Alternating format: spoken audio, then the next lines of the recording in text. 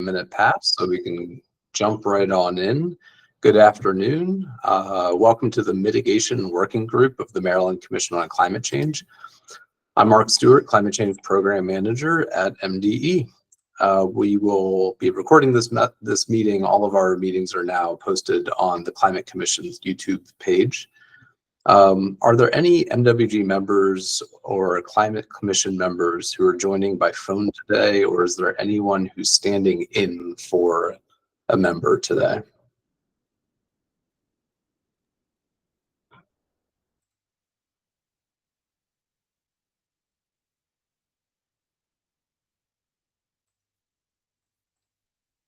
All right, hearing none. And thank you. A couple of you already picked up on the idea of using the chat to put yourself in the list for public comments. We will turn to public comments fairly early in the meeting, so we appreciate you, if you're here to make a public comment, either putting your name in the chat or when we get to it, announcing that you'd like to make a public comment. But before we get there, let me turn to the co-chairs, Kim Copel and Mike Powell, to see if they have any opening remarks. Thank you, Mark. Go ahead. What? No, go ahead. Go ahead. I'm sorry. Thank you. Once again, here we are. Got some great recommendations to consider, and I know there's a number of amendments, so I appreciate people working on suggestions to improve these. We had a great steering committee meeting with the entire leadership of the commission, and I know they're eager to see what comes up. So if you ever felt that your work isn't really critical and important, today's not the day to feel like that. We're doing some really important stuff, and I appreciate everybody's input. And I'll just second all of that and add that we have much fewer recommendations than we have had in some of the prior years, but they are at least as important as those that we've considered in prior years. So I ask you all to think carefully as you go through these.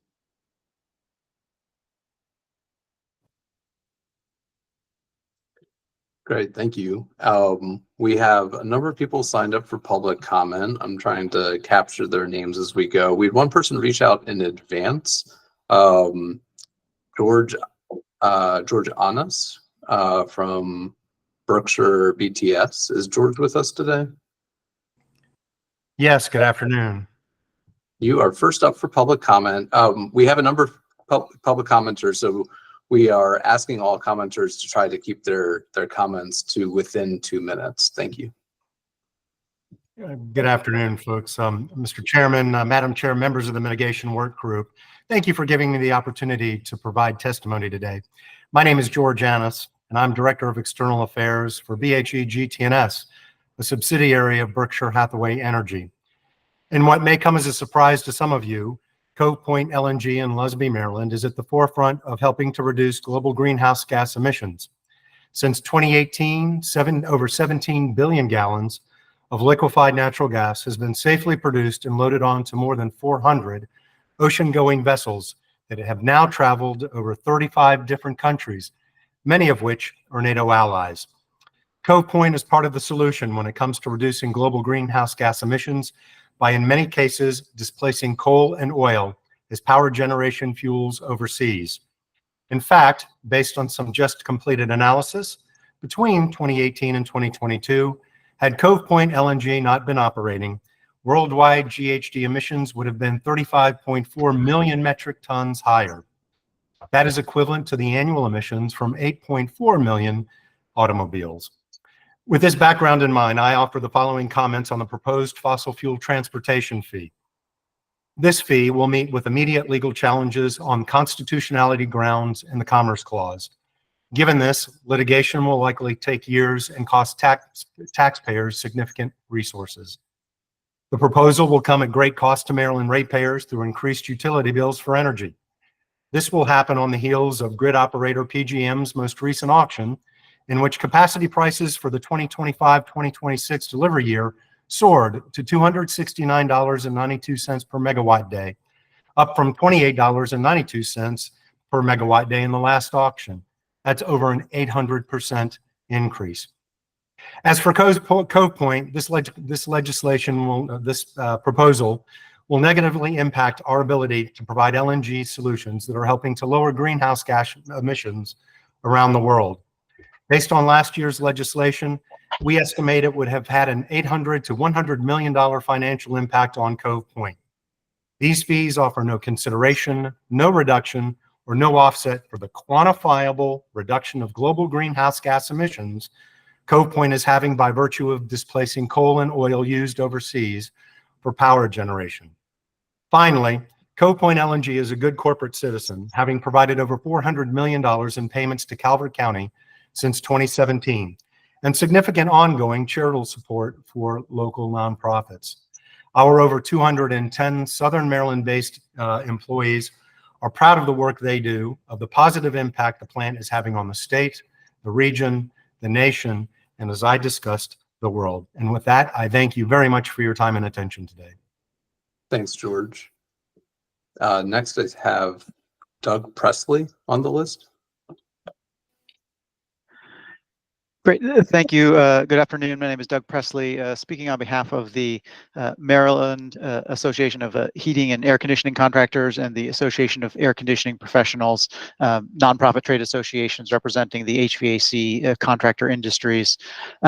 Just wanted to share some concerns with what we saw in the most recent draft comments, specifically on the costs and potential implementation of the heat pump quotes for air conditioning replacements and some of the license training requirements. Concerned that adding in additional heat pump quotes is just going to add costs and time for households. High quality contractors are already doing this work, already guiding customers through the process, and simply adding in an additional kind of state bureaucratic check on this is simply going to add friction into what is already a complicated process for many homeowners. On the license and heat pump training, I just wanted to emphasize Maryland has a nation-leading license and apprenticeship program for HVAC contractors. Already very strong heat pump and HVAC training requirements. In fact, those were recently strengthened in recent legislation to improve the number of hours. And so really don't have any concerns that a lack of training on heat pumps is contributing to any kind of lack of consumer choice. Really, our recommendation would be to address some of these issues would be enforce the existing license and permit requirements that already exist. There are many, we know that there are many installations in the state that are not following these requirements, conducted by unlicensed contractors, not seeking the appropriate permits, and simply enforcing the existing requirements can go a long way towards ensuring high quality installations.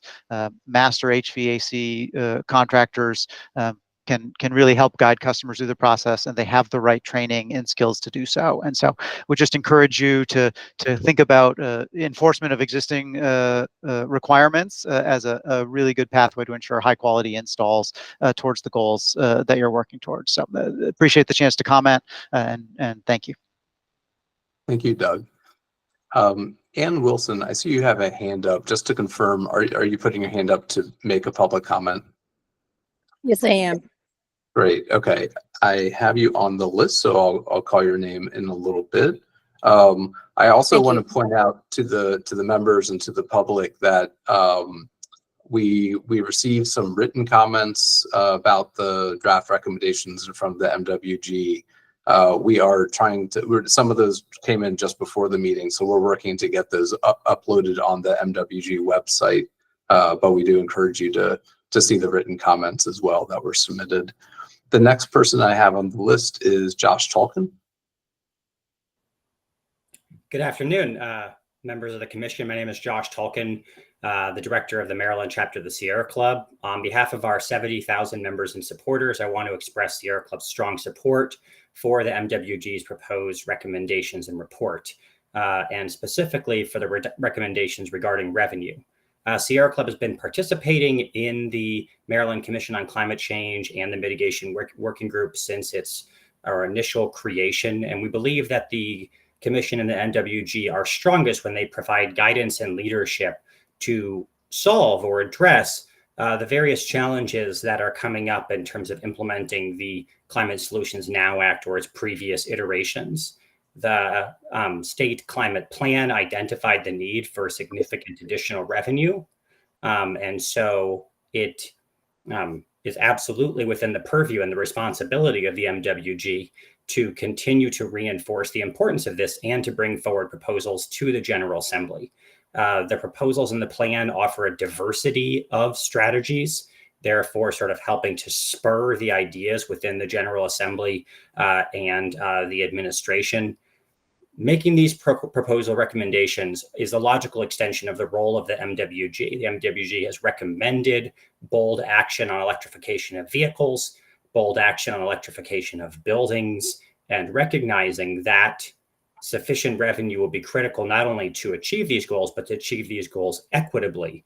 We think that it is not only important, but really essential for the MWG to proactively recommend revenue strategies to the General Assembly, and we strongly support this recommendation. Thank you. Great, thank you, Josh. Next, I have Mike O'Halloran. Hi there. Good afternoon, everyone. Hopefully I'm coming in clear. For the record, my name is Mike O'Halloran. I'm speaking today on behalf of the Mid-Atlantic Petroleum Distributors and the Mid-Atlantic Propane Gas Association.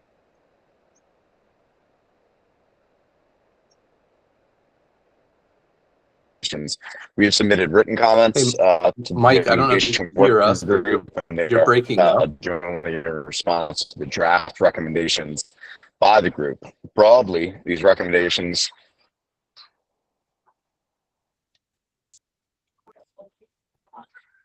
go ahead and come off camera and The just speak audio may directly have through my just phone. improved.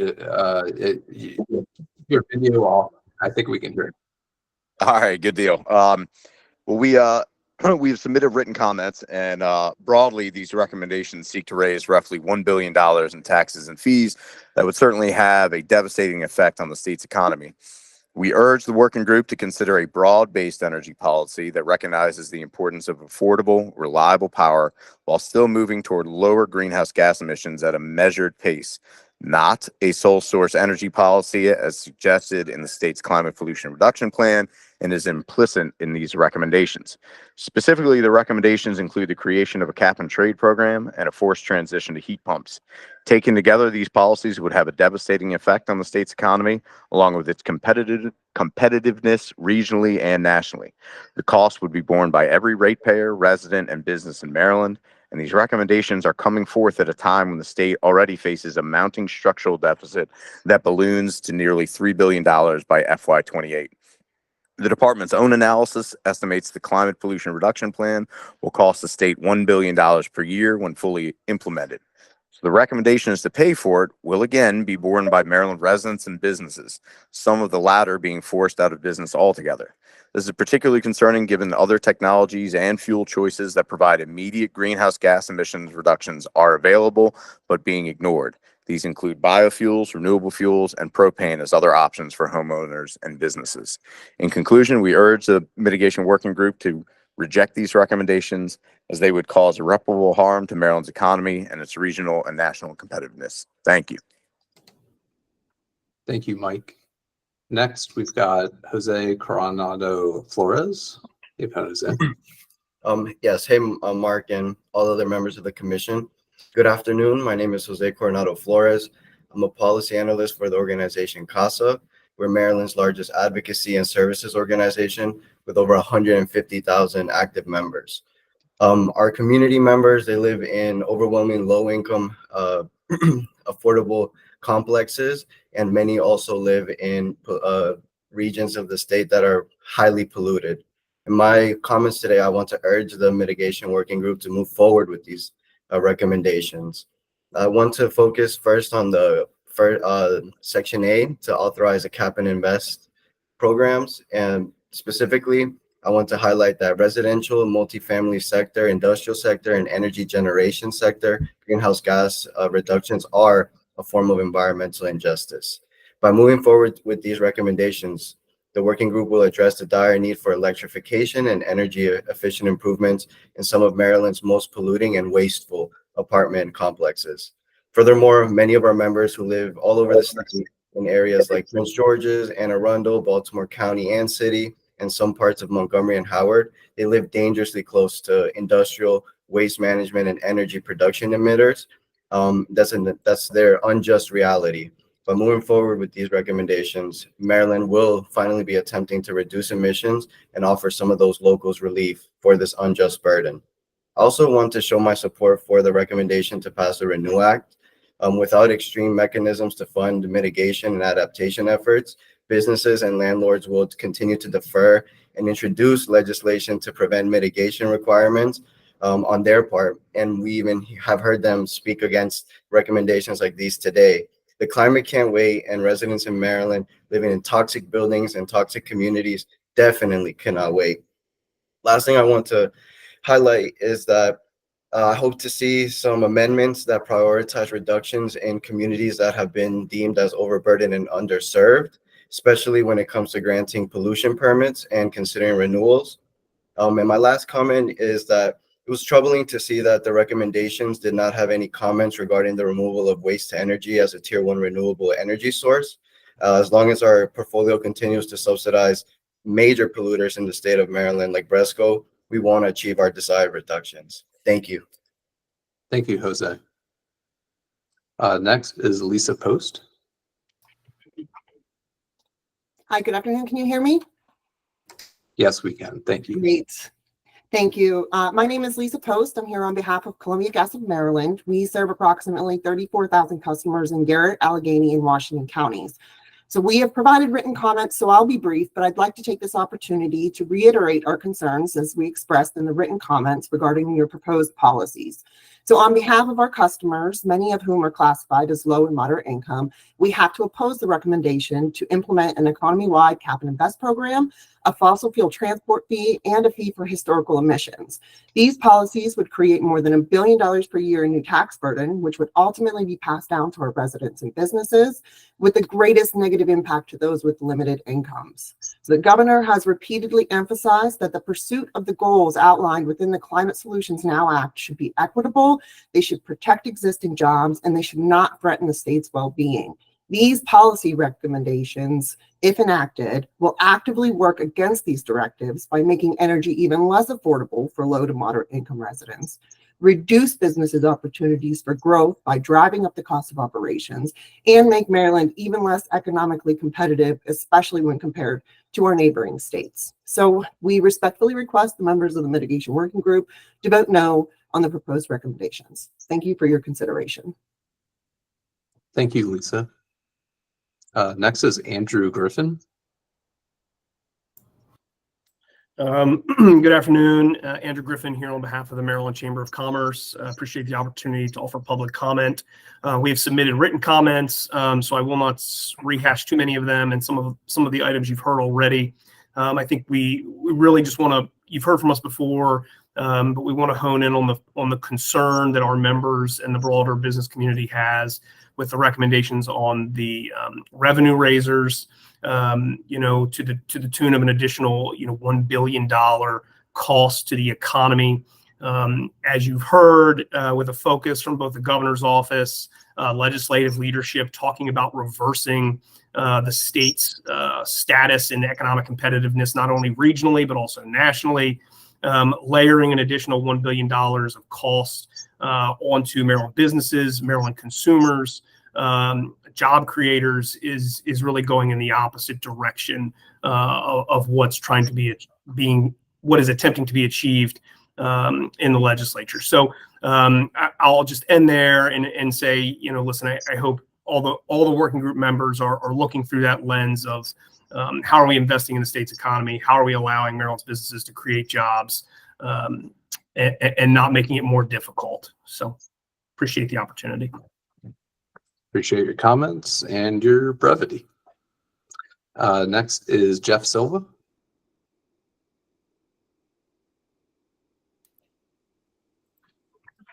Hello, thank you very much for the opportunity to address the Mitigation Working Group. As a private citizen, I am for the recommendations. In fact, my revisions would be for the first paragraph, last sentence, change the phrase climate leading states to climate protecting states. Climate protection is the purpose of the climate pollution reductions that you're seeking. The third paragraph, the last sentence, once the program is developed and details determined, MDE should present the draft program to the Maryland Commission on Climate Change. First of all, what's missing in the draft is a time requirement for the governor to return back to the MCCC, a cap and invest program, to review, or any of these other recommendations. Where's the enforcement mechanism?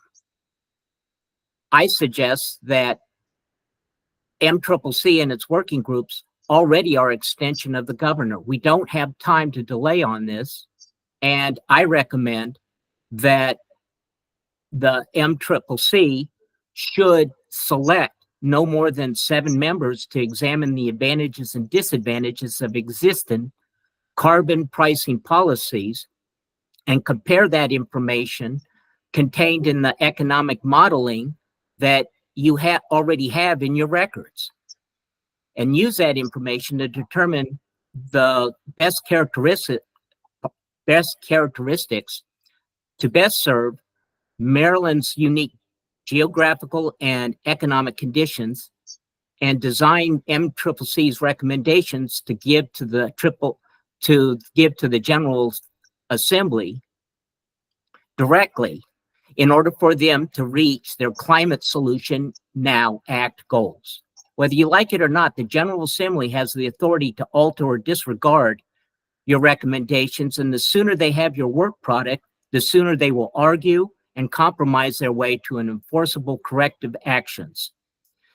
Also missing is a flexible tax on gasoline at the retail pump. Currently, the West Texas intermediate crude prices have fell to a 52-week low, down below $65 a barrel.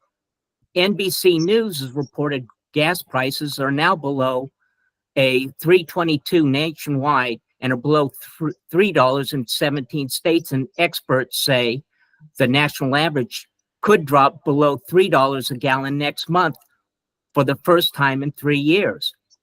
I recommend, or I'm asking, that MCCC should recommend that when the price of a gallon of gasoline falls below a predetermined price here in Maryland, that the state have a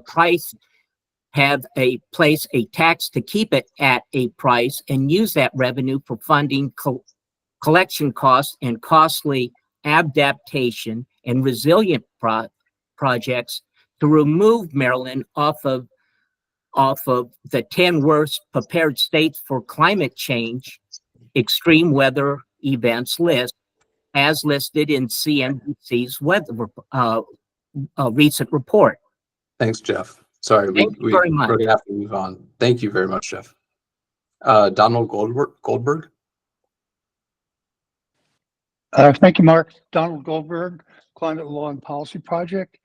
I just wanted to flag that in the, excuse me, the amendments that have come into recommendation A, one of them is to have the Cap and Invest program, the economy-wide Cap and Invest program, stand alongside the existing Cap and Invest program for electricity, which is RGGI. I only want to suggest that decision let me clarify. If it stands alongside, that implies that electricity would not be included or extended by the Cap and Invest program. And I would only suggest that decision be deferred until the issue has received study and maybe some modeling. This is an issue that New York is also grappling with, and I don't think they've reached a decision yet, and they've been looking at it for over a year. So I just wanted to suggest that, the recommendation not tip the issue one way or the other. We don't have a position on which is better, but we'd like to see it robustly analyzed. Thank you. Thank you, Donald. Next is John Miller.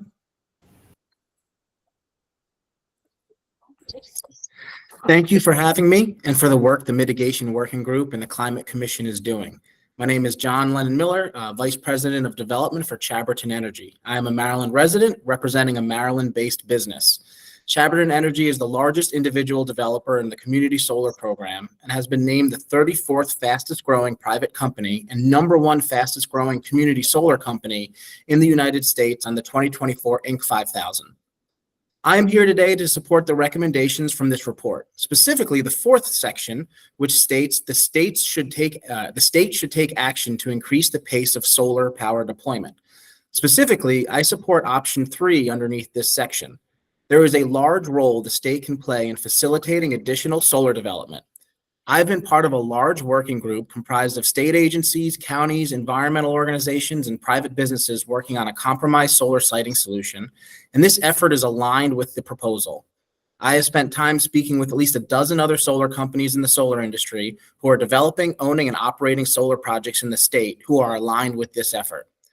A strong recommendation from this mitigation working group and from the Climate Commission would go a long way in moving the compromised solar siting proposal forward into legislation. Thank you for your time and attention. Thank you, John. Ann Haveman. Hello. I'm Ann Havman. I'm representing CCAN, the Chesapeake Climate Action Network. Thanks for the opportunity to speak today. CCAN is a climate group based in Maryland, and on behalf of our 22,000+ members, I just want to say we support the recommendations and moving these recommendations forward. I'll make it short and sweet because they come after lots of hard work and lots of input. And we think that they're necessary to both meet and fund our climate goals. So thank you. Thanks, Ann. And Ann Wilson. Hi, my name is Ann Wilson. I live in the city of Baltimore, and thank you for the opportunity to address the mitigation working group. I am a volunteer with multiple groups, including Clean Water Action and Food and Water Watch. And I'm here to use want to comment on something that Jose Coronado Flores touched on very briefly, and that is the inclusion, the recommendation that the Climate Commission made last year that the state could act to remove trash incineration from the renewable portfolio standard. I don't see this in the draft recommendations for the group, and I am here to urge you to once again make that recommendation. I'm sure you're aware, the trash incinerator in Baltimore is one of the largest, if not the largest, contributors of greenhouse gases in the city of Baltimore, single point source, and it is thus completely counter to the original intention of the renewable portfolio standard. And at any point, that could change. We could be incentivizing solar and wind and other truly renewable resources. And instead, we've included a number of false solutions like trash incineration. And so I urge you to include the recommendation again this year to take trash incineration out of the renewable portfolio standard. Thank you. Thank you, Ann. And the final public commenter is Dave Arndt. Yes, hello, and thank you for taking my comments today. And I'm from the Maryland Legislative Coalition Climate Justice Wing. We're a consortium of 30+ grassroots organizations working on climate and social justice advocacy. And we are heartily in favor of your recommendations. However, we really need to also bring up one area that isn't in there, and that really is a new area of consumption that we'd like to see in this report, or really figure out how to work it into the report, and that really is on data centers.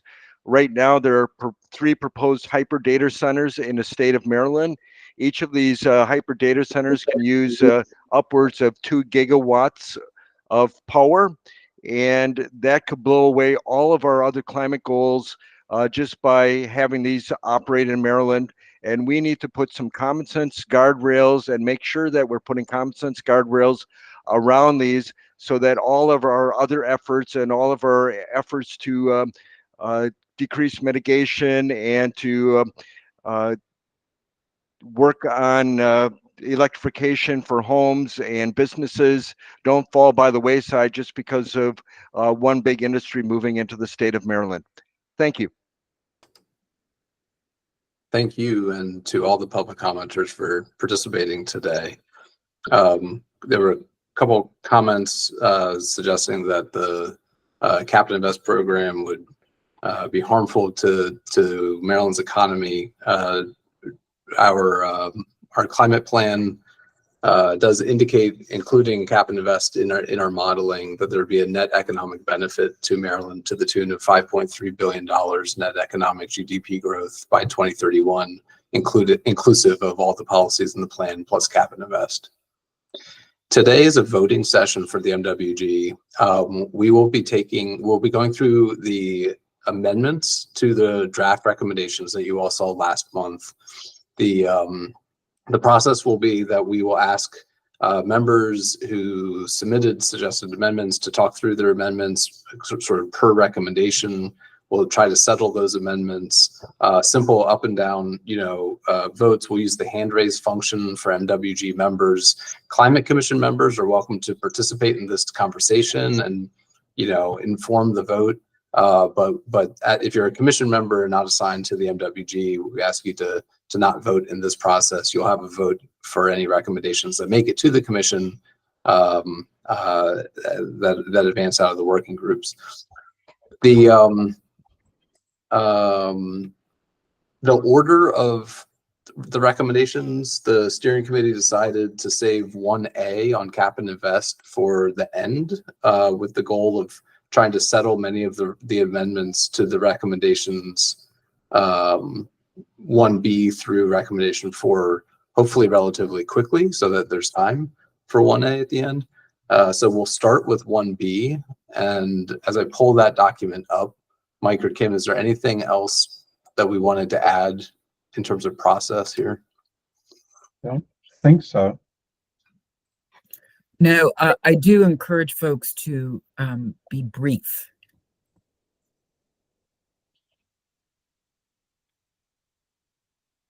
Okay, so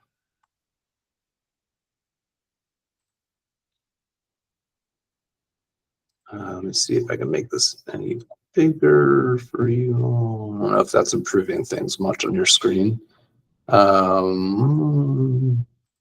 You might want to add, Mark, I think we decided rather than go line by line, we were going to go person proposing amendment by amendment. So you'd have a person describe all their amendments, and then someone else, after you deal with that one, go to someone else, as opposed to try to mix amendments line by line. That's right. So starting with 1B, authorize the fossil fuel transport fee and mitigation fund. You all might remember this is related to a bill from Delegate Dana Stein. He sent a note, he couldn't attend today. I guess we'll start with the amendments from the author. So Kim Coble, this was your recommendation. You suggested a few edits to the amounts, to the percentages of funding, and then I think added this carve out for the public awareness campaign. Anything you'd like to discuss regarding those amendments? Just briefly, we've heard from other work groups in the Climate Change Commission the need for a public awareness campaign. So wanted to, any revenue that gets generated, we wanted to put some towards that public awareness campaign. And we heard from the administration the need for program administration. So the last two, which are add up to 10% of the fee, came out of the above earlier indicated amounts. So everything's still in there, and those two were added. All right. Is there a second to that amendment?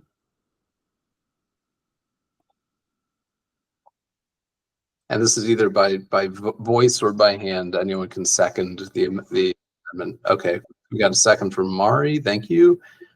Any discussion? Hearing none, we can move to a vote. So again, the process. Oh, Bob, go ahead. I have a question on the amendment. Is this just on coal, or is it for all fossil fuels? It's confusing at the top because we talk about coal and then we talk about homeowners' gas bills. So it's not clear to me that this is only for coal or this is all fossil fuels. Could someone explain that to me? As currently written, this is covering coal and natural gas. There are amendments that we would get to after these that would call into question which fuels are covered.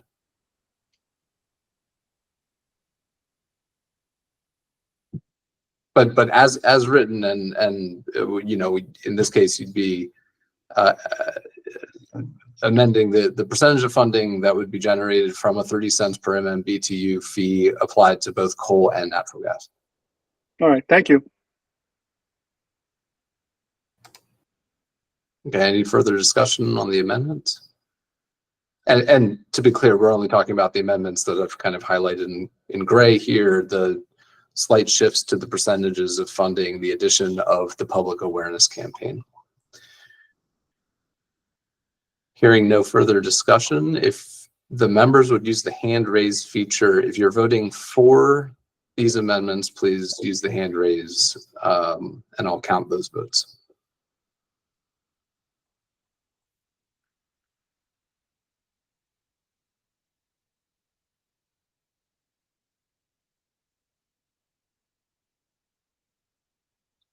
All right, we've got 15 in favor, which is, well, we can, a question to the co-chairs. That's more than enough to overcome any no's or abstentions in terms of process of going through the amendments. Do you want to tabulate, or do you want the staff to tabulate no's and abstentions per amendment? My own view is we probably should, simply because the commission asked us to tell them on the recommendations what the vote was. Yeah, I agree. Okay, so if everyone could put their hands down. Oh, thanks, Jared. I've got staff who's better at math than I am, or at least better at counting. So those 16 in favor. All right, put your hand up if you are opposed to this amendment.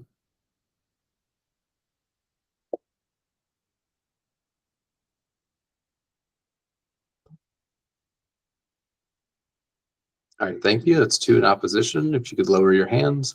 And then are there any abstentions?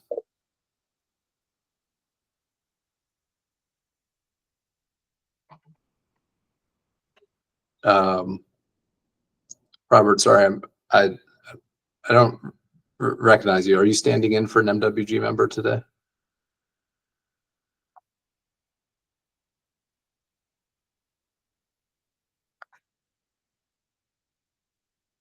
Okay, thanks. Alrighty, so that passes. So we've got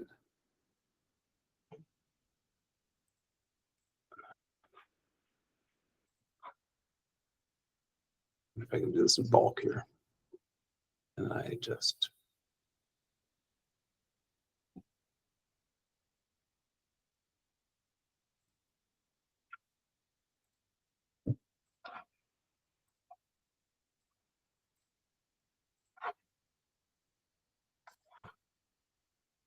okay, sorry, I was a little cumbersome. All right, and then we have I guess sticking with the author, actually, sorry, this one is I think the amendment, simple switch out here, adding Marylanders transition and striking everyone who has not yet transitioned, I think came from Mark Sibitz, and Kim Coble has already seconded it and considered it a friendly amendment. Mark, anything you'd like to add on top of this amendment?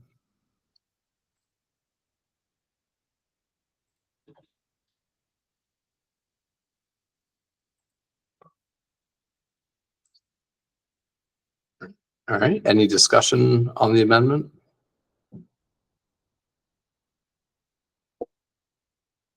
Sandy? Yeah, just a question about whether or not we even need that highlighted portion in there. I think when it was originally inserted, it was like a combination of both coal and natural gas, and specifically services being provided.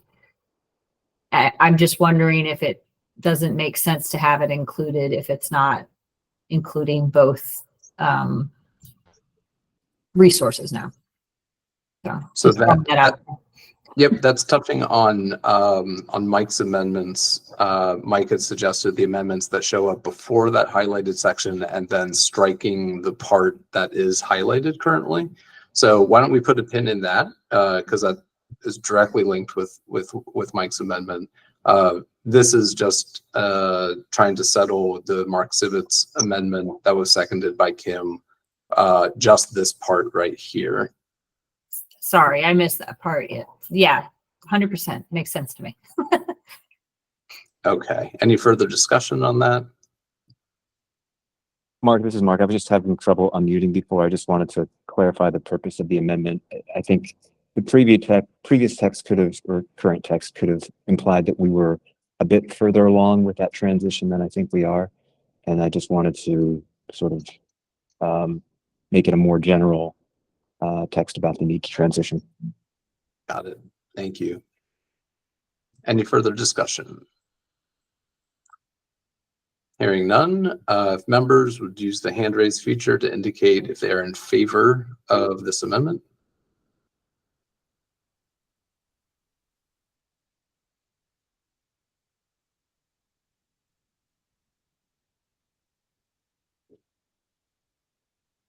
Thank you. That might actually be all members present. So we've got 19 in favor. Thank you. You can lower your hand.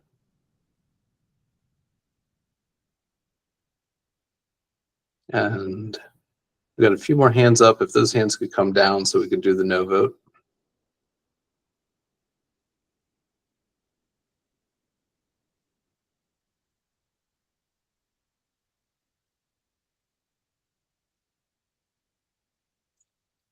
Sandy and Elizabeth, can you put your hands back down? Thanks. And raise your hands if you're voting no for this amendment.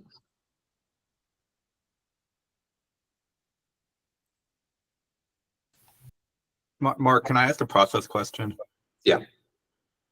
This is a bit of a judgment call, but to the extent that something seems fairly technical, it may be possible to just ask if anybody opposes an amendment rather than going through, that exercise. Obviously, the judgment call there, but I just propose that. Yeah, I defer to the co-chairs on that. I mean, that's fine. Yeah, that works. Okay, great. And that might speed things up. Instead of doing tallies of yes, no votes, we'll ask if there's any opposition to an amendment first. All right, so then we've settled Kim's and Mark's. The others here are from Mike. So Mike, do you want to discuss your amendments? Well, unless there's no opposition to it.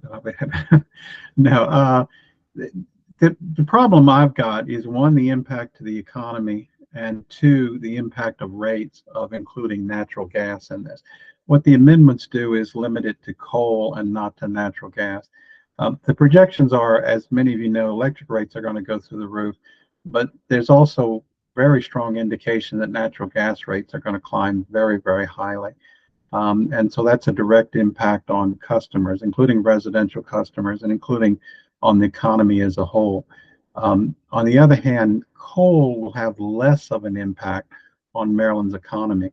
We still have one large coal plant in the state, but it's the only coal plant and they don't run that often. We have one coal exporting facility, a large coal exporting facility, and there's a concern about the impact on them, but it's not as pervasive and as thorough an impact as natural gas. So my amendments all are designed to limit the fossil fuel transport fee to coal and not to include natural gas. Okay, is there a second on the amendments that Mike has introduced for paragraph 1 before we open discussion? I'll second it. Bob Wright. All right, thank you, Bob. All right, going to discussion. Jennifer. Yes, as a commissioner, I'd like to see all of them come to the full commission.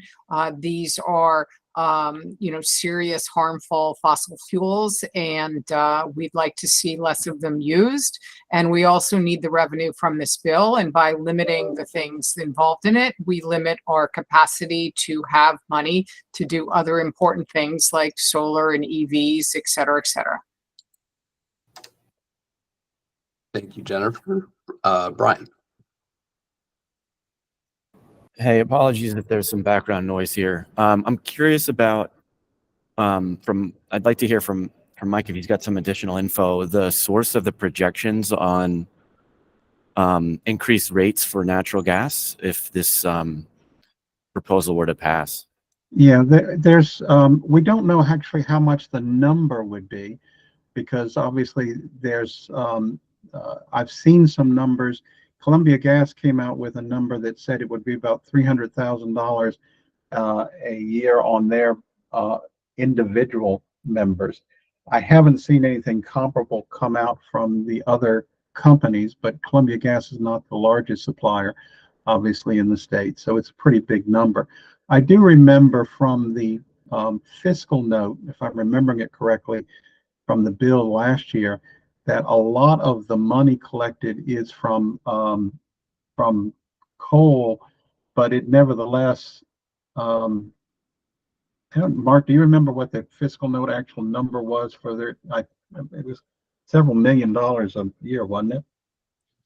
We projected total revenue from this fee would be around $300 million a year. I don't remember the exact percentage, but very roughly half of that was from fossil fuels exported from the state, and the other we assumed would be passed through to consumers in the state, and that the average residential customer gas bill impact would be like $1.60 something per month, which is, I think. Yeah, your memory is better than mine. I was remembering it being over 100 million for natural gas, but I guess you're saying about 150 for natural gas and 150 for coal. I'd have to look back at our projections on the bill, but I remember that the total revenue estimated was around 300 million, and it was very roughly split between revenue coming from the coal and gas exporters versus coal and gas consumed in the state. Did that answer your question, Brian? I think so, yeah. Thanks.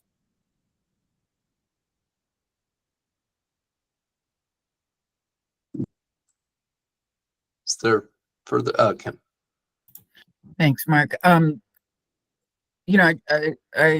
respect the position of the business community, or at least the part of the business community that's here. The thing that reason I'm resisting this change is twofold. One is we've got both coal and natural gas or fossil fuels that are working against our goals, and if we can do anything to help address them, I think we need to be doing that. The second part is that as we make these economic assessments, I think it's very important to be looking at both sides of the equation. And unfortunately, all the business commenters today only spoke about one side of the equation. But there's a huge impact to the state to cover climate change impacts. And, we are spending a lot of tax dollars in that direction. And I don't have it readily available for what it is in Maryland, but for the United States, it's over $600 billion a year that's spent in responding to impacts. So this isn't, if we pass this fee, it's going to wreak havoc on the economy. That's one assumption. If we don't pass the fee, we're going to wreak havoc on the economy and responding to climate change. And I feel strongly that we have to continue our leadership role in this initiative. So I am resisting this proposed amendment. Thanks, Kim. Further discussion? Yeah, Mari. Thank you, Mark. I agree with what Kim just explained. I would like to add to that part of the recommendations that we are giving are exactly to try to make an equitable transition to some other source of energy, so cleaner, renewable options. So it's true that by implementing a fee, a part of that could be transferred to the consumer, but also a part of what's being transferred and the revenue that the state is going to get is going to go through this fund that's actually going to help us move away from natural gas. So I also have some sort of resistance to this change. Thank you. Sonia.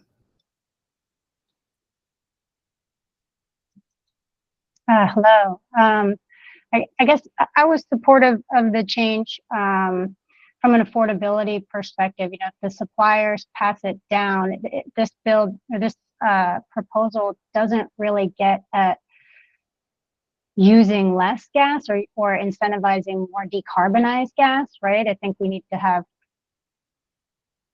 more decarbonized fuel is one way to, you know, to start to get there. But the concern, right, is that there are going to be a lot of bill increases over the next couple of years. And so, you know, heat is an inelastic need for a lot of our customers. And so the $2 bill impact on its own doesn't seem like much, but in the grand, you know, your share of wallet and how much you're spending on energy, you know, it is a problem from an affordability perspective.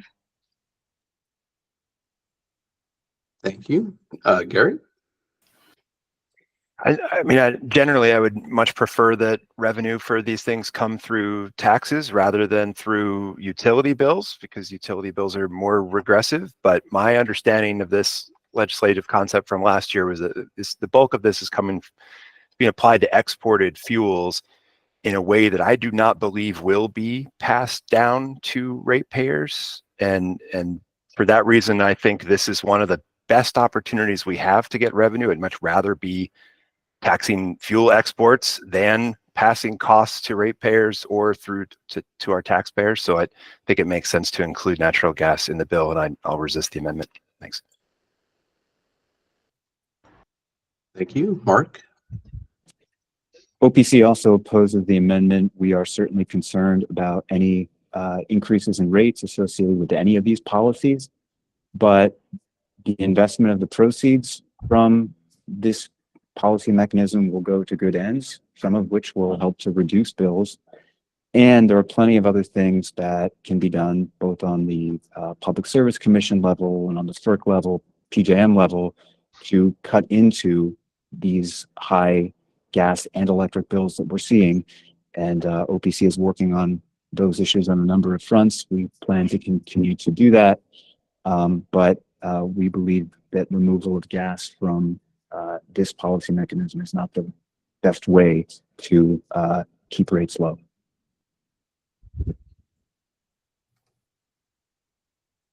Thank you. I also dug up our projection on the bill that was filed. It looks like actually projected 65% of the fee would be paid by exports, and 35% would be potentially passed on to Marylanders. So, Mark, I believe that was the total. Most of the export revenues is from the coal, because most of the coal is exported and most of the natural gas is not.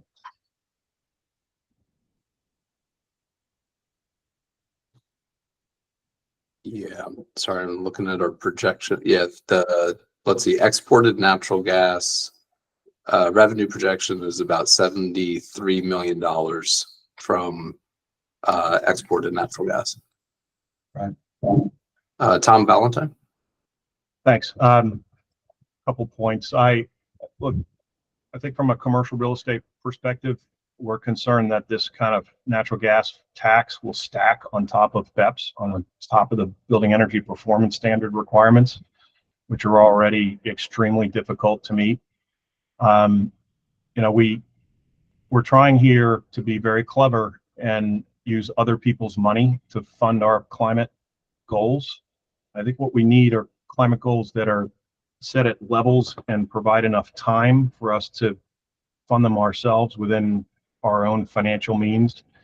The other thing to keep in mind here is that you're taxing coal that's going out to India or wherever the other end markets are. But if you look upstream, you're taxing the export products of Pennsylvania and West Virginia. And we need those states to generate power for us and to make changes to the way that electric distribution works that are going to be politically very difficult. And we're kind of sticking our finger in their eye.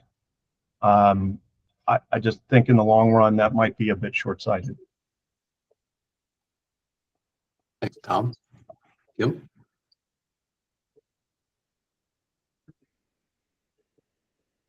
Did you say Kim? Yeah, sorry. Oh, hey, I have a question for Tom. So,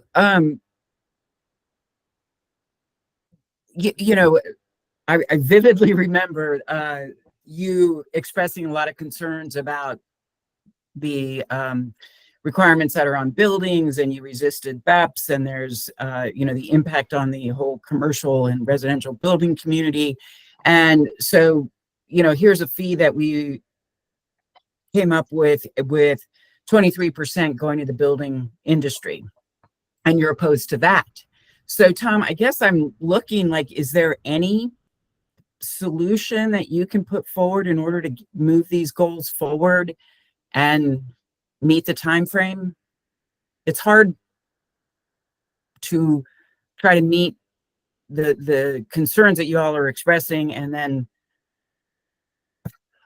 you resist them. So just looking for some partnership on this. I think there are probably approaches to this that would be far more acceptable and achievable if they weren't calibrated to 60 by 31. It's steep, it's narrow, it's fast, and we're going to talk about step and invest in a few minutes, and that's a 20-year strategy. Isn't that the state's goal? That's the state's goal, but the assumptions underlying it are starting to fall by the wayside, and the ability to fund it and pivot that fast is really in question. And these kinds of proposals, I think, make it more obvious that it's going to be difficult to hit that because we can't fund it or build it fast enough. Yeah. So, you know, I think you're peeling the onion there. And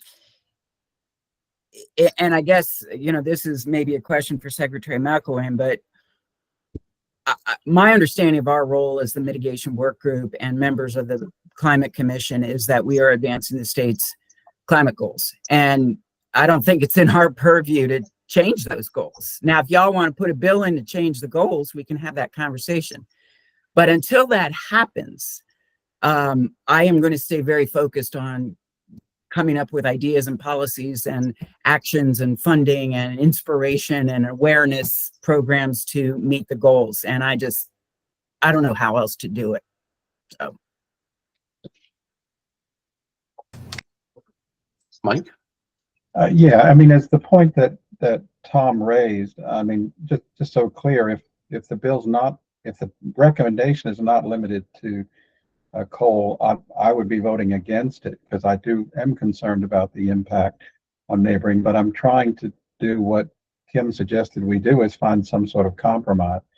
And though I'm not super happy with any fee that's going to be passed on in any way to ratepayers, and some of the coal fee will be passed on, I'm trying to find some sort of middle ground.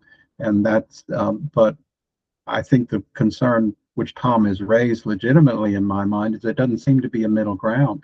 We seem to be saying that no matter what the impact on the economy is, If we think it serves this goal of the 60% by 2031, we'll do it no matter what the impact is. And I think the impact of a tax on natural gas over and above the rate cases that we're dealing, and as he pointed out, the building performance standards, is just simply too much for our economy. So for we're at 2 o'clock, I suggest we might call the question in a way that targets the amendments here that are related to, do you all want to recommend that that natural gas be included or excluded? And just a note on the amendments, I forgot, and I apologize, Kim, because one of these amendments came in from you and I missed the opportunity to hit it when we were doing your amendments earlier. You'd suggested striking this specification that it would apply to railroad and pipeline companies. So let's hold that specific line aside for a second. And I think the question is these other strike-throughs where we would be striking the reference to the bill that was introduced earlier this year and these 2 lines about natural gas. That is the question before the MWG. So if to clarify, if you would be voting in favor of those strike-throughs, then you would be voting in favor of striking natural gas from being covered as a fuel that would be applied subject to this 30 cents per MMBTU fee that was introduced in the bill. Was that clear enough? So no, I think that's right. Yeah. Okay. So a yes vote is to remove natural gas from this, and then we'll take no votes after the yeses. So if you would use your raise hand feature to vote in favor of striking natural gas as a covered fuel, and we'll count those.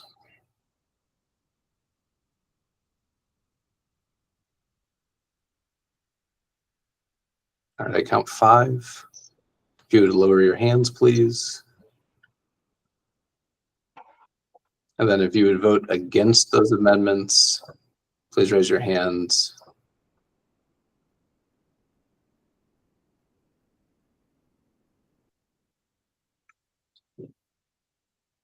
Okay, I've got, that was 5, 4, 14 against. And then if you've got your hands up, please lower them and we'll do an abstention vote. All abstaining, I've got 1. Okay, thank you. So handling separately, Mike, you suggested this section be struck.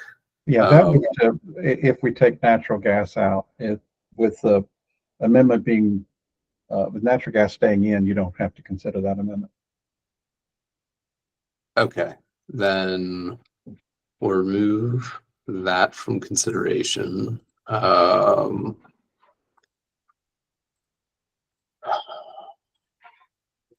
Sorry, I'm not sure if this is really the most efficient way, but it's the process I've got. Okay, then there's 1 line left to consider for this recommendation. Note that we haven't actually voted to approve the recommendation. We're working only through the amendments on 1B. Kim, you'd suggested striking railroad and pipeline.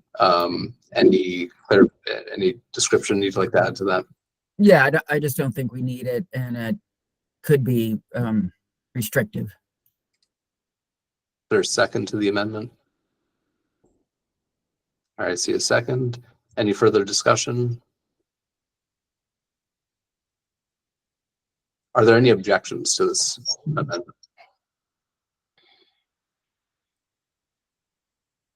Hearing no objections, then we'll move to accept it from the author. Sorry, Kim, Mike, process-wise, did we decide to then, once amendments are settled, on a specific recommendation to move to a final vote on the recommendation? I thought so, yes. Okay, thank you. So we will now hold a vote on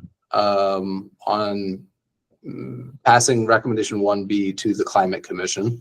So a yes vote here would be saying yes, as we see on the screen now, as amended, we will pass this on to the Climate Commission for its consideration. So please use the hand raise feature.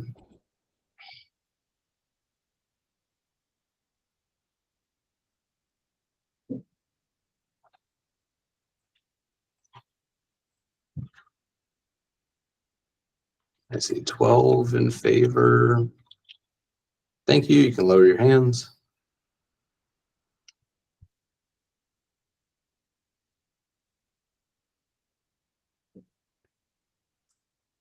Mari, if you could put your hand down, that'd be awesome.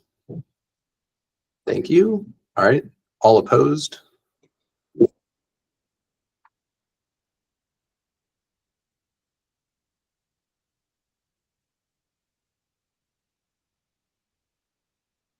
All right. Thank you. And if you put your hands down, are there any abstentions?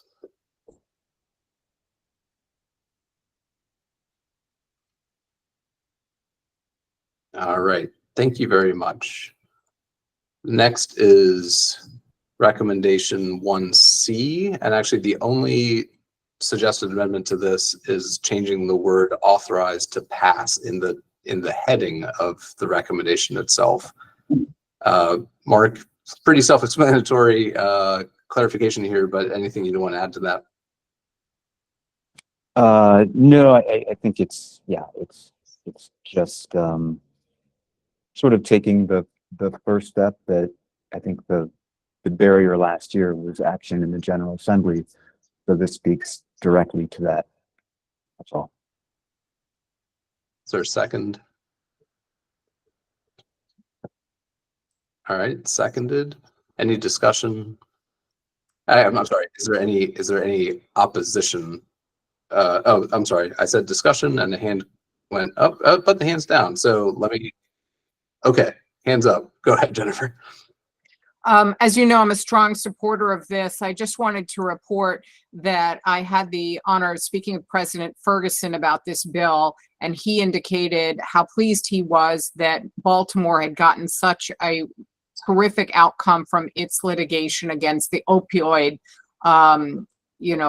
companies, and is now very interested in this. And so I just wanted to report that that's a new piece of information and how excited I am about this as a potential solution for holding people accountable who have done harm and for funding our work. Thank you.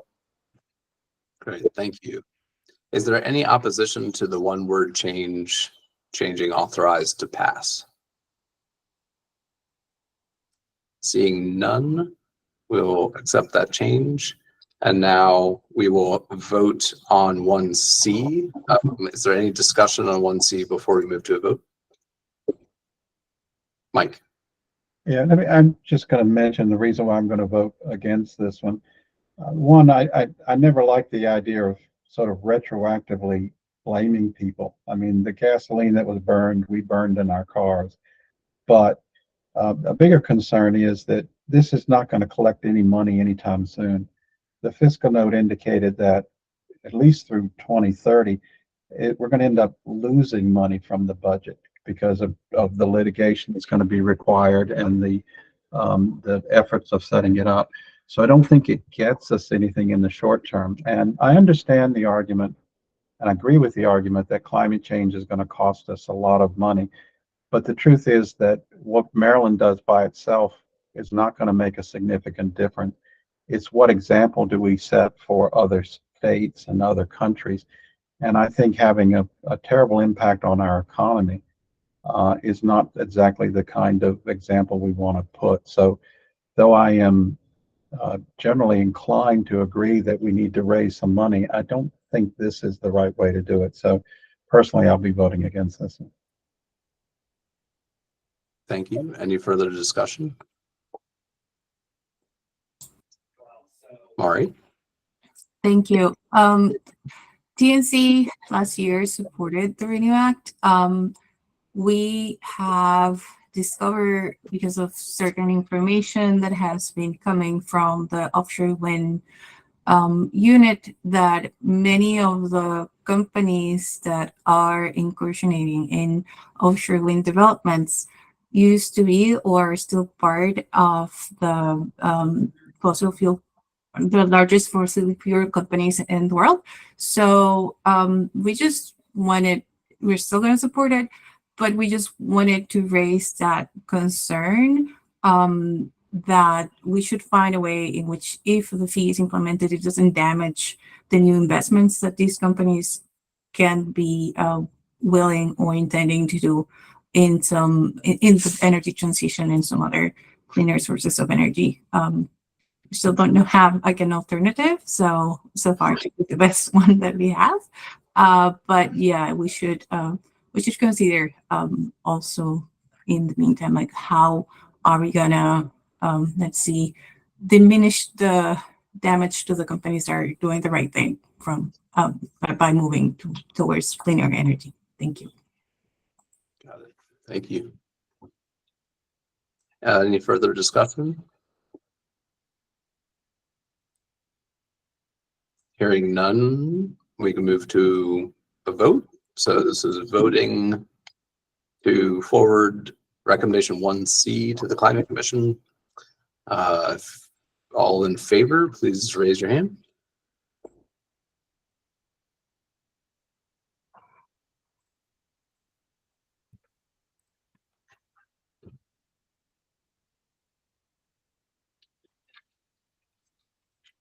All right, thank you. You can lower your hand.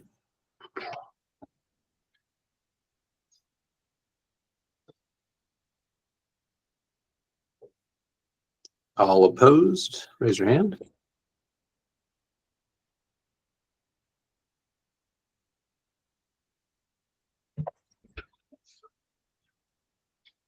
All right, thank you. You can lower your hand. And any abstentions?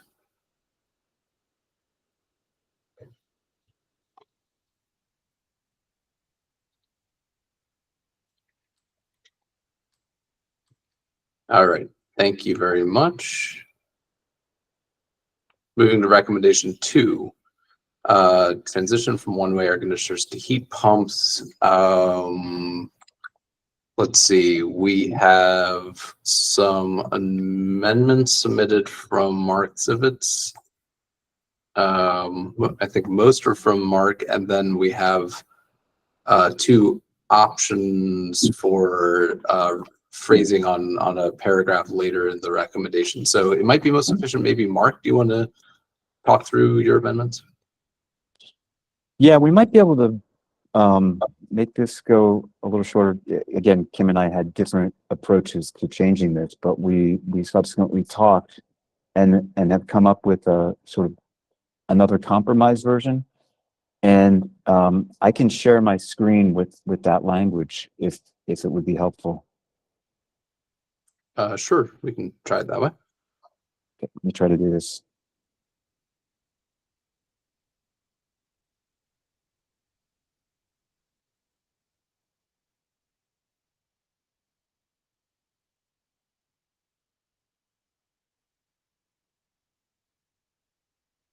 All right. Can people see that? Yes. Okay. So I'll just let people read this.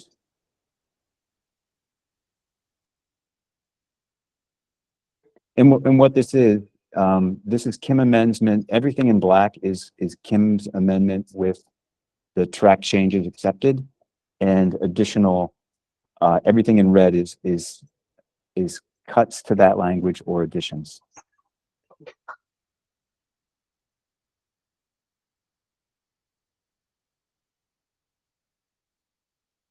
And once people have had a chance to read through, I can walk through sort of the rationale of these changes.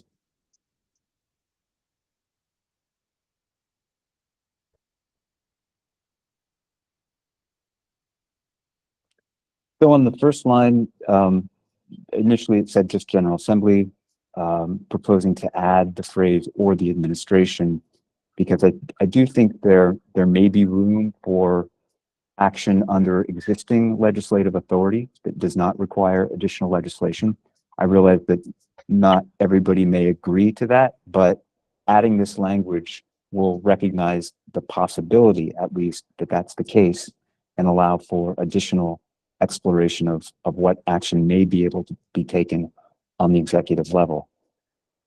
Second line, addition of the word accurate. I think that should go without saying, but I think it's worth just including that to recognize that estimates could be provided that are not accurate, and that I think is not the outcome that anybody wants.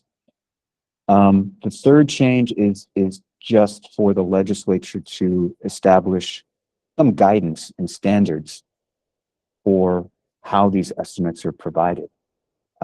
This amendment doesn't purport to prejudge what those should look like, but without some sort of standards or guidance, I think it could be pretty wide open in a way that would not be helpful and would not enable the state to assess the results of these estimates in a productive way. Then the next one, just replacing the word "same" with installation and projected lifetime operating costs. All that is unpacking what "same" means there, making the language a little bit more precise. And then the other sort of final substantive amendments are just adding that the estimates have to take into account available rebates, tax credits, and other incentives. I think that's obviously pretty important in ensuring that these estimates are accurate. And then finally, the sort of specific prescription of contractors providing all their estimates to the General Assembly or to the state for review, for the state to determine if additional education is needed. That's pretty prescriptive, and I can see the potential for a fair amount of pushback against that. So the amendment that the General Assembly administration should monitor and evaluate performance to determine if additional policies are needed to support the promotion and adoption of heat pumps is just a more general way of getting to that same end. It would allow for the specific mechanism of contractors submitting their estimates to the state. It would also allow for alternative approaches to evaluate performance if people think that there's a better way. I'll let there, and Kim, you can weigh in on any additional thoughts and confirm that these are changes that you support. Yeah, I'll just say that I do support these, and I think this addresses a number of concerns that were raised earlier. So, yeah.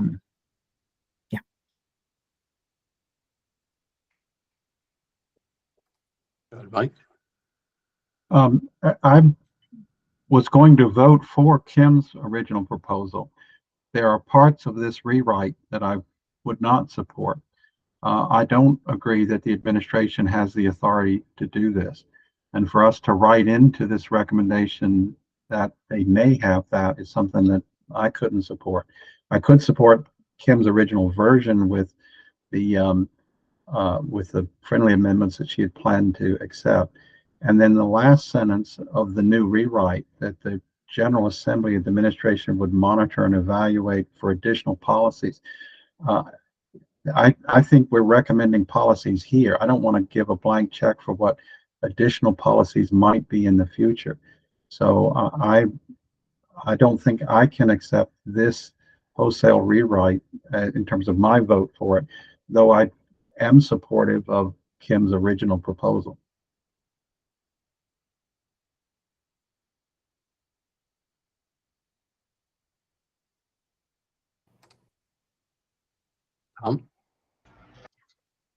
How does Garrett Fitzgerald's proposal interact with this? Garrett? I look at it as a completely separate idea that you could do in addition to or not in addition to this, but I don't see them as in any way in conflict with each other personally. Because I was pretty much there with Mark and Garrett's proposals. I've got a hard time understanding how somebody in the field doing a cost estimate is going to be able to stand behind representations about the rebates and tax credits. If someone makes a purchase decision based on that advice and the program closes for oversubscription, or the person is wrong about the income eligibility or something, I mean, I think you're putting them on thin ice, and it was better to put these questions into the licensing board and let them make their best efforts. There absolutely should be a range of options and equipment options presented to the consumer, but I think the HVAC contractor is, it's beyond their expertise, some of these things. Oh, and Tom, I think I misunderstood you. So the one edit that I had put into the middle of that paragraph, I think I see it still in here. I thought you were referring to the whole 2B that I added down below, which I think is separate. I wasn't originally, and I don't have really any changes to make there. Okay. My comments were Gotcha. more about what's been proposed here in the last few minutes. Oops, sorry.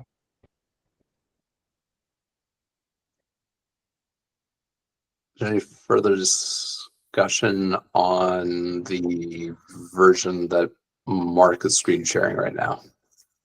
Ian? One issue is, I'm not really clear when it says administration, who or what exactly is meant.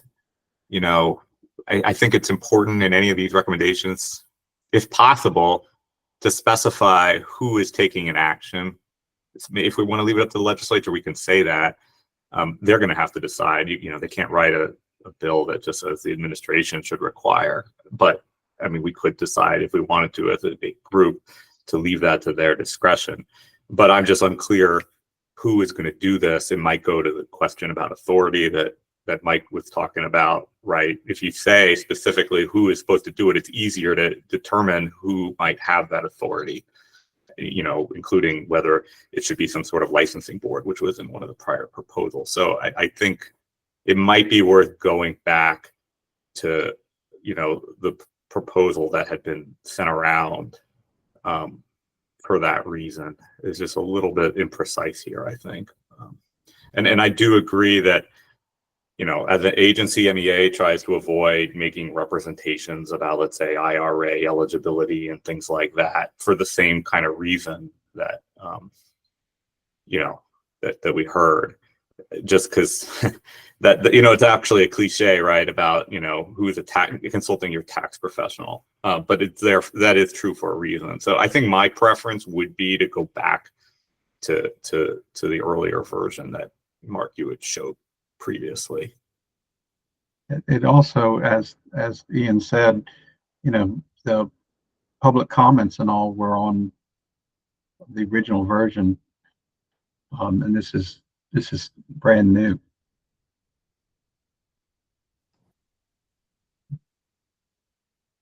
Ian, would removing the phrase, would removing or the administration, all the references to the administration satisfy that concern? I mean, I think, the point there is that, again, there may be a way for the administration to do this without additional legislative authority, but that could be pursued whether or not this recommendation asks for it. And I think I would support, I don't think the phrase or the administration is necessary. I think it could be just the General Assembly if you think that sort of precision is necessary.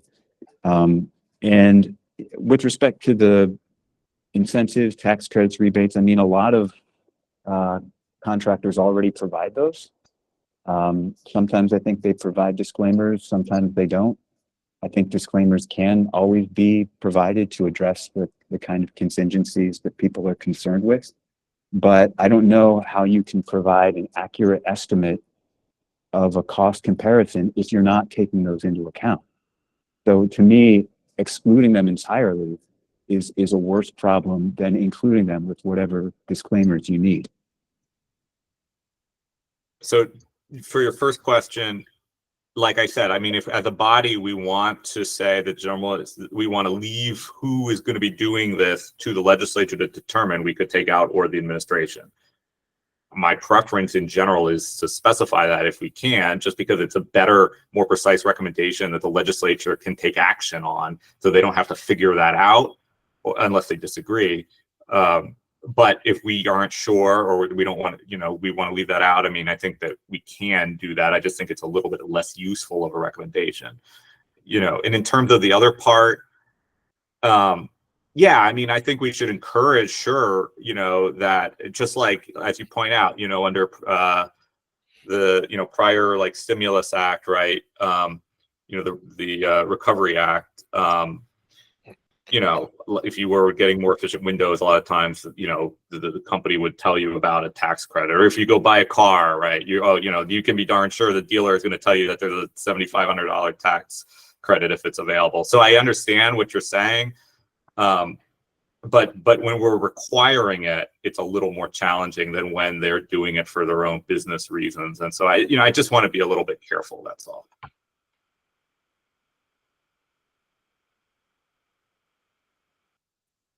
Mike? Yeah, Mark, I mean, it's really, we've got really time constraints, and it's hard to try to negotiate a redo of a recommendation and try to have an ongoing, I mean, it really is a negotiation over language here. Just for the interest of getting recommendations out, I think we've got the recommendation that Kim originally proposed. I know there were friendly amendments that she accepted to that. Rather than try to have a negotiation here over changes to it, I would suggest we just vote on the original recommendation, which my sense is will pass overwhelmingly, and we're just making this unnecessarily complicated. So if it helps, I'll make a motion that we move to adopt the original recommendation with the changes about affidavit that Kim indicated were a friendly amendment. I'd oppose that motion, at least without discussing both what is in that amendment and then the original amendment I proposed. But I would maybe put in a counter motion to consider the new language. I mean, it's not that complicated, acknowledging that people are seeing it now for the first time. But yeah, I think we've had enough discussion of it here that we could, take an up or down vote on it.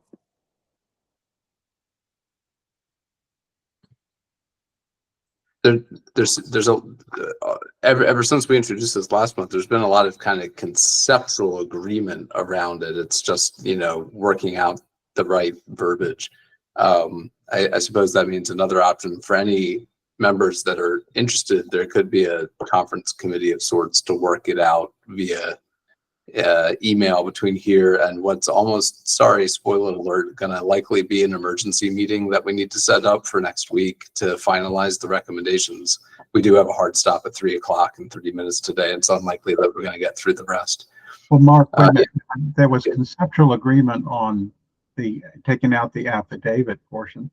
This introduces this idea of requiring the consultant to talk about the rebates and tax credits and the administration, and this does add issues that I certainly didn't see any discussion on.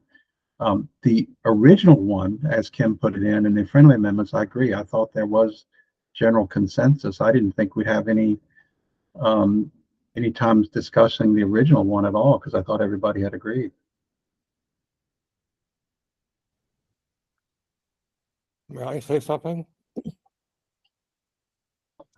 Sorry, we got to limit it to the MWG members and commission members right now. Our apologies. Garrett, I see your hands up.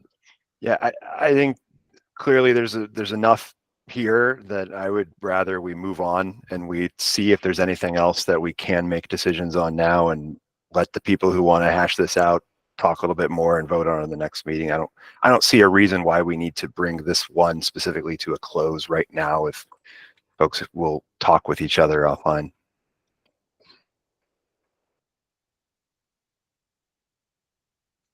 Okay.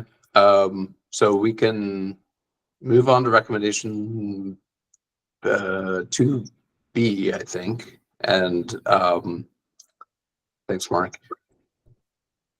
And as a quick aside, let me stop sharing for a second. Kim, Mike, and I were just working out in the background if we need to have another meeting. Just a heads up, if we can't settle the remaining recommendations, although it now seems that we won't be able to, the decision is to host another meeting on September 27th between 11 and 1 o'clock. So that's in a week and a half from now, September 27th, between 11 and 1. For all of my colleagues who are concerned about the scheduling of that and getting recommendations to the Climate Commission, we'll talk afterward. So that just a early warning in case we can't make it all the way through. So let's go to 2B.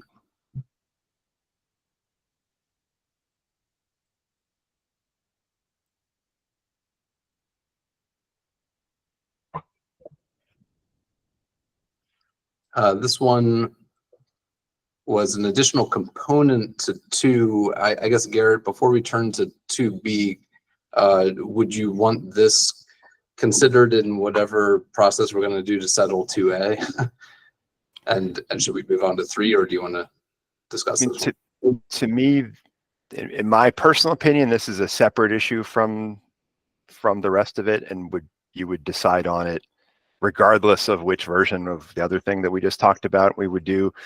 And I think I brought this up verbally on the last call, and it sounded like the best way to bring this forward to the group was just to write it and stick it in here. So it's tangentially related because it's about empowering the incentives. And obviously the general concept is let's stop spending so hard to find public money to spend to incentivize the kinds of changes that we know we need to bring about. Let's stop spending any public money we can, digging the hole deeper, and try to focus public investment on things that are more of a no regrets scenario. And I think of further incentives for fossil fuel furnaces and even one-way air conditioners as not meeting the standard of a no regrets investment, because these are things that are probably going to be replaced over time by a heat pump that does both. And so I'd rather see us spend public dollars on heat pumps, and potentially that's not a simple thing. A lot of people make a choice to replace either a furnace or an air conditioner independently of, that you need to replace one when it breaks. You don't need to replace both at that moment. So, smarter people than me would need to do some good thinking about exactly what kinds of incentives. And that's what we do through the Empower Maryland program. We sort of trust the existing programs to be making decisions about this, but asking the General Assembly to set policy direction that we should stop spending public money on things that might need to be replaced in the future, and make sure we're using our incentive dollars as cost effectively as possible for the public is the intent here. Okay, thank you for introducing that amendment. Is there a second? All right, Maria seconded. Thank you. Any discussion on 2B? Jared. Yes, hello, Jared DeLucia at the Maryland Public Service Commission. So yeah, we just want to provide some quick feedback on this one. First, we'd like to state that we're not going to talk about the efficacy of this idea, because we're currently evaluating Empower programs that the utilities recently submitted. But we just want to provide some feedback on some timeline considerations. So if this were to be passed, we think this would need to be included in the 2027 to 2029 Empower program cycle. And implementing this before that program cycle would mean that the utilities would be updating their programs for the third time in 3 years. And also, we're already doing program redesign and evaluation mid-cycle right now for the 2024 to 2026 Empower program. So for these reasons, we think that this recommendation, if passed, would have to wait until 2027 to be included in Empower. Great. Thank you very much, Jared. Tom? So this amendment goes to a problem that I mentioned last meeting too, which I think is pretty obvious to a lot of people, but I just wanted to speak in favor of it because it does address that situation where air conditioning goes out before the furnace or vice versa, and there's a stranded cost issue for the homeowner or building owner, and there needs to be a set strategy to bridge that gap and make the customer whole and allow them to make the change all at once. This could start that process. I'm going to vote for it. Thank you. Any further discussion?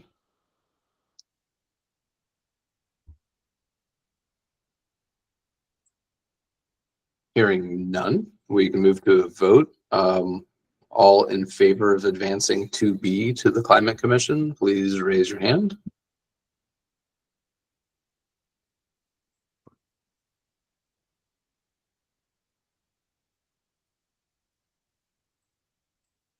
All right, I see 16 in favor. Thank you. You can lower your hands.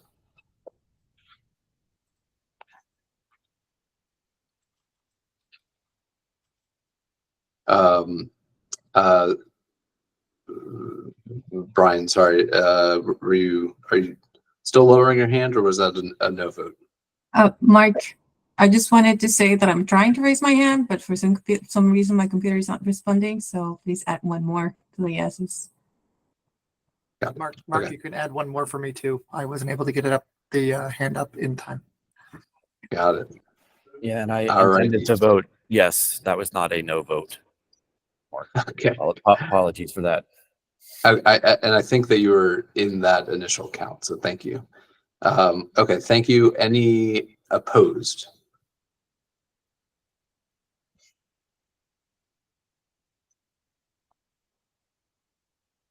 All right, I see 0 opposed. Are there any abstentions?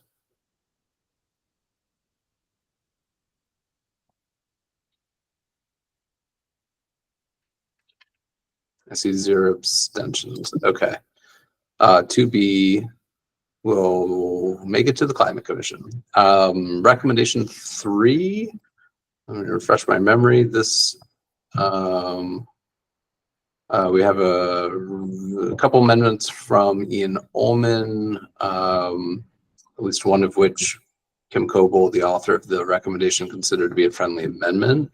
Ian, would you like to discuss your changes? Sure. So MEA is exploring more partnerships with DHCD to achieve our common interests, right? Reducing emissions, particularly in low-income multifamily housing, and avoiding sort of program duplication. So that's just background. Additionally, right, MEA operates the CEF, which is a statute that is a little bit older and doesn't actually have a specific provision for electrification. You know, the electrification that MEA funds out of the CEF, we do as part of energy efficiency programs, but it's not a great fit. So that's part of the amendment, which would say, hey, let's specifically say that, yeah, we should be using RGGI for electrification to go along with things like promoting clean energy and energy efficiency. It's not taking anything away. So that's one part. And then the other part, you know, I'm reluctant to put into law a specific amount that should be used for this particular purpose because, well, 10 million probably is the right number today. That's where the need is. I think the HCD has identified that. That might not always be the right amount.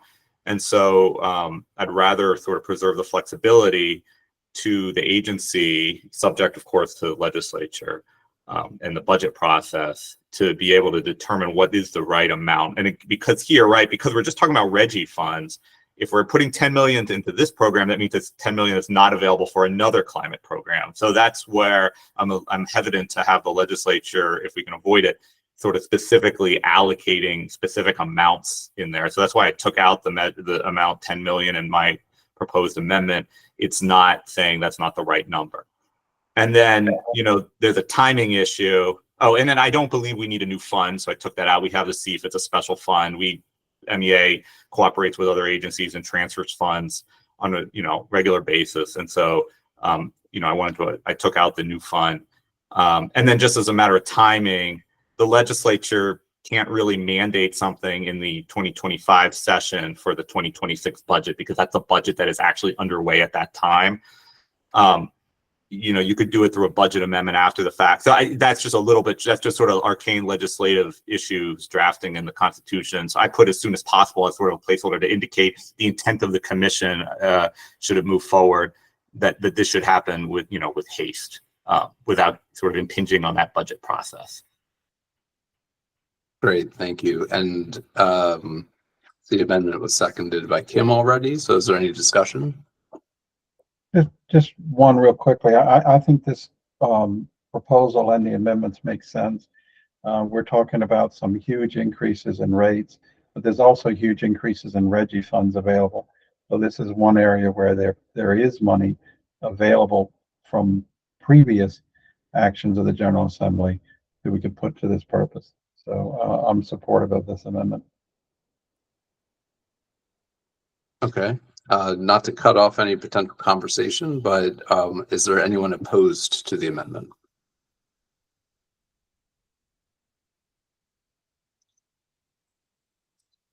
Hearing no opposition, then I think we can accept the amendments. And then vote on advancing recommendation 3 to the Climate Commission. Any discussion on recommendation 3 before the vote? Hearing none, please use the raise hand feature to vote in favor of advancing this to the commission.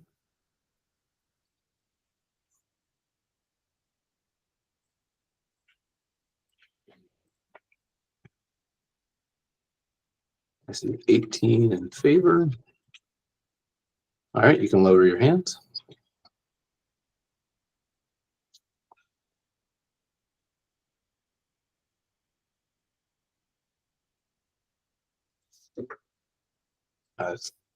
Tom and Sonia, if you can lower your hands, that'd be great. Thank you. Any opposed?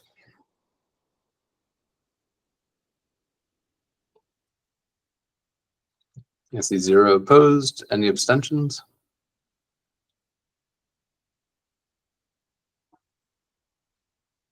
Okay, I see 0 abstentions. All right, that will advance to the commission. And now we're at recommendation 4 on advancing the pace of solar development. Let's see, there were 2 different takes on changes to recommendation 4A. So let's see, Elliot, do you want to discuss your version here? Sure, thanks. So these recommendations were made in consultation with Bob Sidzinski, who's the head of the Power Plant Research Program for DNR. Has a lot of insight into solar research and review. So he identified a couple of things that were partially addressed in this series of recommendations, but we wanted to highlight, and then also kind of a tweak on what sort of resources we think should be important in this kind of prioritization process. So in terms of this, there's a couple other recommendations, but in terms of this one, we wanted to remove the slow productivity class as kind of the priority when looking to zone areas for solar and then add some of our ecologically important areas that the state has identified, as well as areas that are currently in agricultural production and have prime farmland. So, so those areas that I mentioned are targeted ecological areas, areas in our habitat connectivity network that we've identified as being important for biodiversity and wildlife habitat. And this seeks to minimize the impacts to our natural resources, and as well as the agricultural and outdoor recreation industries. So, acknowledging we can't prevent all forests and all agriculture from being having some impacts for solar conversion, but we want to protect the best of the best, and we think that these data layers can help us do that. Okay, thank you. And I want to ask Garrett to present his. Sorry that these are laid out in this option A versus B sort of fashion because of how confusing it would have been to try to track all these changes together in one paragraph. So, Garrett, do you want to discuss your version of that same paragraph? Yeah, sure. So, I'm here representing the Maryland Association of Counties, and MACO has been working really hard on this issue with a bunch of folks from the solar industry, some of the environmental groups, some of the state agencies, trying to figure out an alternative approach that we think could be more effective here. So that the idea of the General Assembly assigning targets to each county, we just don't think will work, in part because counties do not own all of the land in the counties and cannot guarantee that X amount of solar development will happen within our respective borders. So we've been really trying to look at what stands in the way right now of a lot of the solar projects being developed in the state. And it's become pretty clear that folks feel like we at the local government level have imposed some barriers that make it hard for these projects to move forward, especially in certain areas. And so we get that, and it's clear that needs to evolve a little bit. So the kind of compromise approach that this multi-stakeholder coalition has been working on, that I think one of the solar companies was here during public comment and spoke to, is this idea that we say we're going to establish some solar development corridors within 2 miles on either side of major transmission lines, which is where most of the larger solar projects would go. And this is all about ground mount solar, which is mostly going in on ag land right now. That we would say local governments accept, we do not get to impose any local conditions on projects that would be built, basically on any ground mount projects that would be built anymore moving forward here in the state. This is not something that we are happy about, but that's where the counties are at. Okay, we accept there will be some statewide conditions that will apply to all projects. Projects that are built within the 2 mile on either side corridor of transmission lines, in addition to no longer imposing local barriers to the development of those things. If the one give back to counties would be, if someone wants to build one of those projects on a designated preservation area, agricultural preservation area, historic preservation area, there would be a compensation paid to the county, which counties would use for primarily agricultural preservation. So it's possible as we do lose some of our precious ag land to solar, it would be possible to preserve other land in the future that we might prioritize. And there's been a discussion about what dollar amounts might look like for that. But otherwise, the conditions, there'd be a set of standard conditions that would apply to all solar projects to be built statewide, like that we call the livability standards here. So talking about setbacks from roads and property lines and visual buffers, all that stuff would just be established as a statewide standard. Local governments would apply that standard and would have to essentially process permits much more quickly, not imposing any additional local requirements on these. There's more to it than that, but the language here generally reflects that compromise legislative concept that we've been looking at.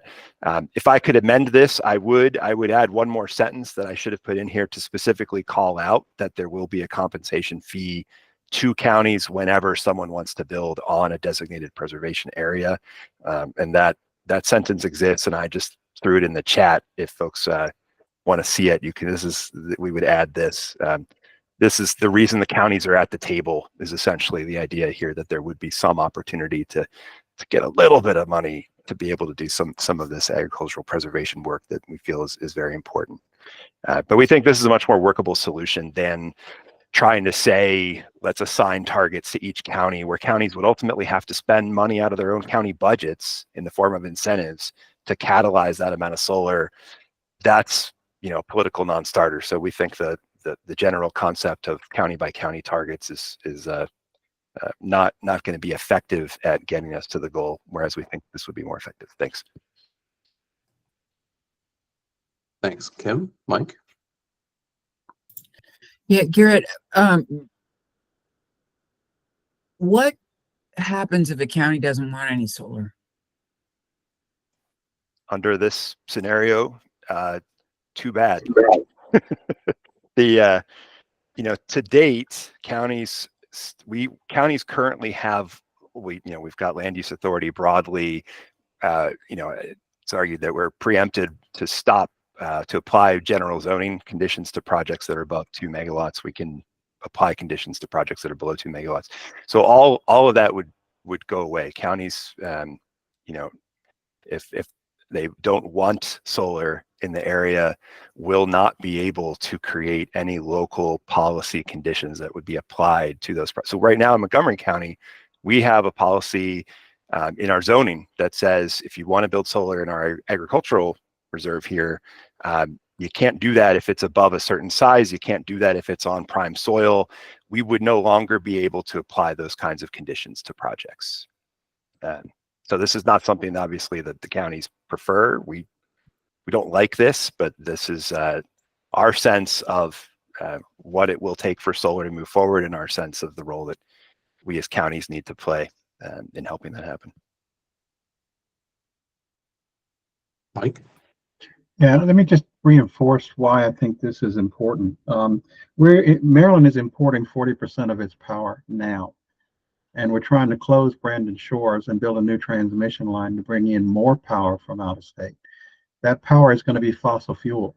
So all this work we're doing on electrification and heat pumps, it's all going to be fueled by fossil fuel from out of state, unless we find some way to greatly increase, tremendously increase, the amount of renewable power being produced in state.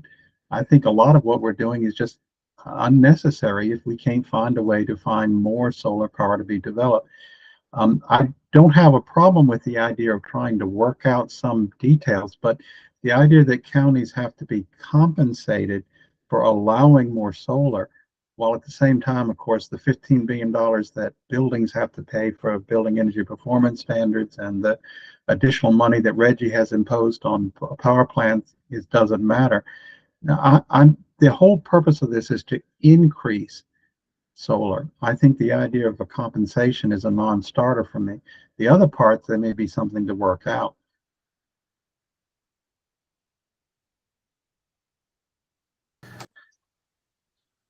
Okay, thank you. I see a couple more hands up wanting to go there, but also pointing out that I don't foresee us settling all of this in the next few minutes before our hard stop at 3. So we might need to think about a process of having some parties work on this between here and the September 27th meeting. Ian? Thanks, Mark. I just want to give a little context. I haven't been involved in those specific conversations. There is a bill text floating around. I just want to put that out there. There is a bill that at least some of us have seen and made comments on that I think Garrett has tried to summarize here. But my understanding, just to clarify, this applies to projects that are on agricultural land. Now, what's the definition of agricultural land? That's an issue that's, in the bill and subject to discussion and conversation. But if it's not on agricultural land, I don't think any of this stuff applies, right? That's my understanding. And then if it is on agricultural land, then it depends if it's in one of these corridors or not, right? So I agree with Mark. This is a big can of worms to try to address here in the next 4 minutes, and frankly, in the next, week. But, I think that's my understanding of the context. Mark? Thanks, Mark. I had a question not so much about the amendment text in either of the two amendments, but on the population-based target language that was in the original recommendation and is retained in the Campbell amendment. I just want to understand better what's the rationale for that, because if the target is population-based, I think it follows that the smaller the population of the county, the smaller the target will be. But it's also true, I think, that the counties with the smallest populations sort of have, I suspect, the greatest land availability for solar. So there seems to be a mismatch there in terms of the construction of the targets with respect to the potential for solar development. So I'd be curious is that right, or am I misinterpreting how that would work?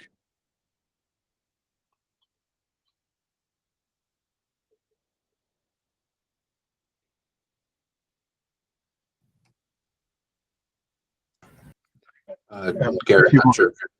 Yeah, go ahead.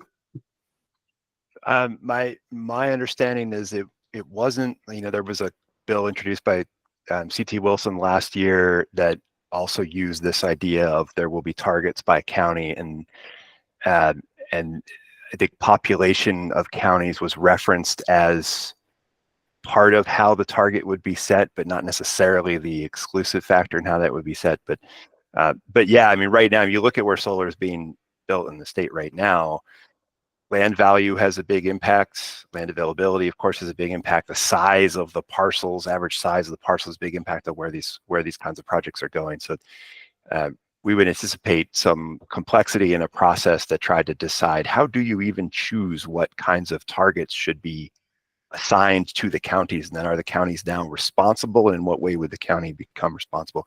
I just want to speak to one thing that Ian said, that the alternative concept here does not only apply to agricultural land, so it applies essentially to any type of ground mount solar, and we can probably, Mako actually just, Mako, the solar folks, the state agencies, the enviros who have been working on this, just put together, I think, like a 3-page summary of that concept that I'm pretty confident, I think they've already started sharing it with legislators, so I'm pretty confident we could probably share that with the group if folks want to kind of dig a little bit deeper under the hood of what this summary paragraph is trying to express. I think we can enable folks in the committee here to take a look at that before we would get on the next call. And to just supplement the answer there, right now, a lot of them are being built on the Eastern Shore, right, which is low population and cheaper land. But there's obviously some feeling in those counties that they're being picked on and supplying lots of solar power to more populous counties like Montgomery County that are then making large portions of their property undevelopable for solar. So there's an equity issue that goes into it as well. We are just about at 3 o'clock. So let me quickly turn to Mike and Kim for any concluding remarks before we wrap up for today. Can I just quickly jump in that I'd probably be willing to withdraw my amendment if I understand better how Garrett's amendment considers natural resources. All right. I think we're going to encourage the authors of the amendments in question here to do a little chatting, perhaps with some other members between here and the next meeting, so that we can have a singular version of it to vote on for the next meeting. Kim, Mike, anything to add there? Final comments for today? No, appreciate everybody working through this. Sorry we couldn't finish all of them. Yeah, thanks everybody. Great work. Alrighty, so September 27th, 11 a.m. to 1 p.m. will be the next meeting of the MWG. I will follow up with that information in an email, including the recommendations. The remaining, I think, 3 recommendations will be discussed and voted on that day. So thank you all very much and have a good one. Thanks, Mark. Thanks all. Thank you. Thank you.